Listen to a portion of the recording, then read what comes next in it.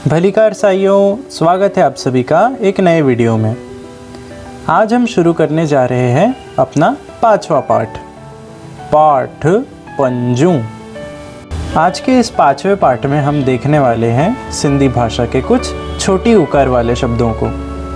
सिंधी के कुछ शब्द जैसे उठो, पुच्छो, बुक्को आदि छोटी उकार वाले शब्द कहे जाते हैं।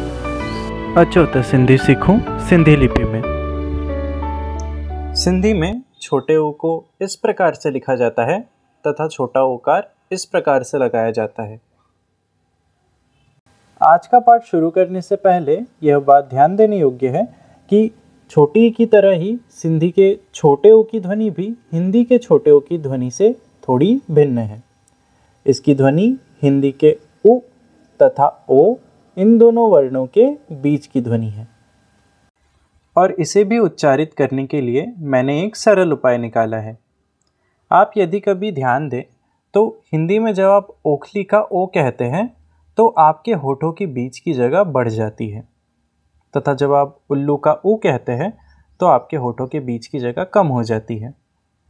सिंधी के छोटे ऊ को उच्चारित करने के लिए आपको अपने होठों को पहले ओ की पोजीशन पे लाना होगा तथा एक बार जब आप ला लें तो आपको छोटे ओ की ध्वनि निकालनी होगी।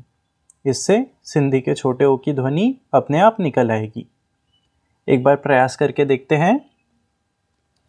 उ, उ, और एक बार उ, उ। बहुत बढ़िया। चलिए अब छोटे ऊ की ध्वनि को कुछ वर्णों के साथ उच्चारित करने का प्रयास करते हैं। कु, कु, चु, चु, टू, टू, तु, तु, पु, पु। बहुत बढ़िया।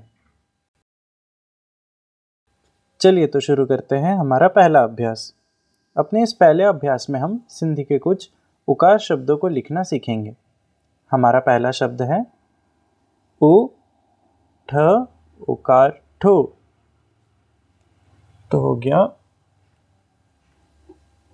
उ, ठ, उकार ठो। उठ, उठ, उठ का अर्थ होता है ऊंट या कैमल। दूसरा शब्द है प, उकार पु, छ, उकार छु। प, उकार पु, छ, उकार छु। पुछ, पुछ का अर्थ होता है पूंछ। देखते हैं हमारा तीसरा शब्द ब, उकार ब, क, उकार कु। लिखते हैं ब, उकार बु, क, उकार कु। बुक, बुक अर्थात चुल्लू। चौथा शब्द है ब, ड़, उकार ड़ो। ब, ड़, उकार ड़ो। बड़ो, बड़ो अर्थात बरगद का पेड़। हमारा पांचवा शब्द है न, ड़, उकार ड़ो। न, ड़, उकार ड़ो। नड़, नड़ अर्थात पाइप या नली। यहाँ हमें एक और बात का ध्यान रखना है कि ये सारे शब्द एक वचन में हैं, सिंगुलर है, वाहिद है। सिंधी व्याकरण में यदि किसी शब्द के आखिरी अक्षर के नीचे उकार लग जाता है तो उसे सामान्यतः एक वचन में मान लिया जाता है, यदि हम इस आखिरी उकार को हटा दें तो यही शब्द बहुवचन में हो जाएंगे। बढ़ते हैं हमारे दूसरे अभ्यास की ओर। इस दूसरे अभ्यास में हम शब्दों के एक वचन रूप तथा बहुवचन रूप बनाना सीखेंगे। जैसा कि हमने अभी देखा कि सिंधी व्याकरण में यदि किसी शब्द के आखिरी अक्षर के नीचे उकार लग जाता है तो वह उस शब्द का एक वचन मान लिया जाता है, और यदि हम उसी उकार को हटा दें तो वह बहुवचन हो जाता है। उदाहरण के लिए उठ, उठ, पुच्छ, पुच्छ। इसी सिद्धांत का अनुसरण करते हुए हम बाकी रिक्त स्थानों को भी भरेंगे। पहला रिक्त स्थान देखते हैं, बुक,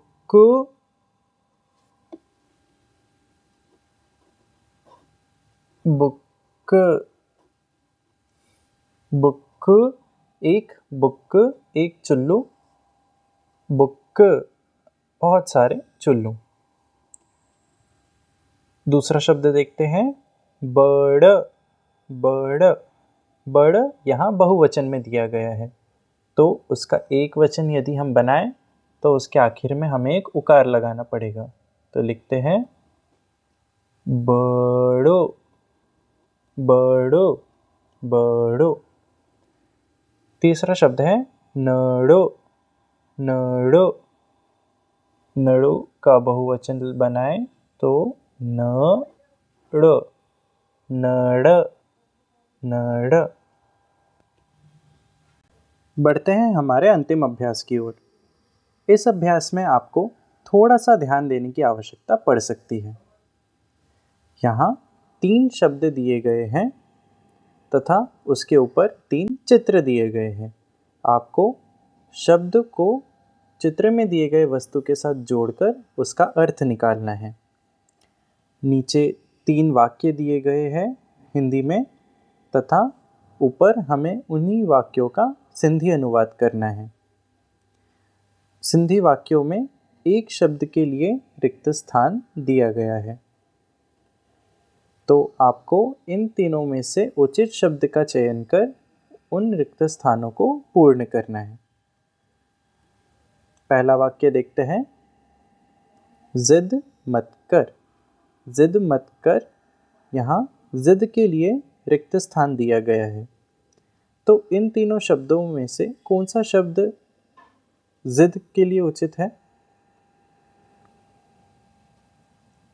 ये वाला, हठो, ह ठ उकार ठो, हठो। तो हम लिखेंगे ह ठ उकार ठो, हठो।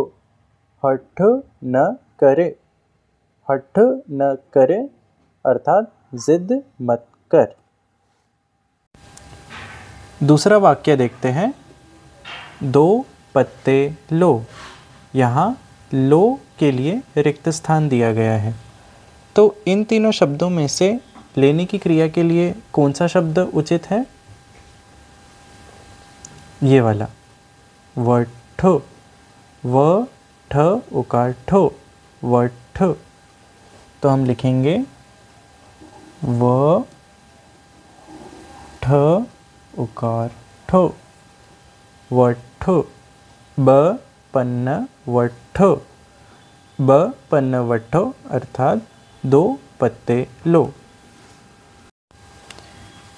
देखते हैं हमारा अंतिम वाक्य, ये पेड़ है। यहाँ पेड़ के लिए रिक्त स्थान दिया गया है, तो इन तीनों में से पेड़ के लिए उचित शब्द होगा ये वाला, वर्ण उकार णो, वर्ण। तो लिखेंगे वर्ण उकार ण, वर्ण। हिय वर्ण आहे, हिय वर्ण आहे अर्थात ये पेड़ है। दोस्तों, यहाँ मुझे आप सभी को एक और बात बता देना आवश्यक है कि सिंधी में यह जो शब्द है इसके बारे में हमने तीसरे पार्ट में विस्तृत चर्चा की है। क्योंकि यहाँ संज्ञा एक वचन में है तथा पुल्लिंग है, इसलिए हमने यहाँ ही यो शब्द का प्रयोग किया है। दोस्तों, आशा करता हूँ कि आज का वीडियो आप लोगों को पसंद आया होगा। अगर ऐसा है तो प्लीज़ लाइक शेयर सब्सक्राइब कर इस प्यारी सी लिपि को सीखना न भूलिएगा। आज का वीडियो अंत तक देखने के लिए बहुत बहुत धन्यवाद। जल्द मिलता हूँ एक और वीडियो के साथ। शुक्रिया।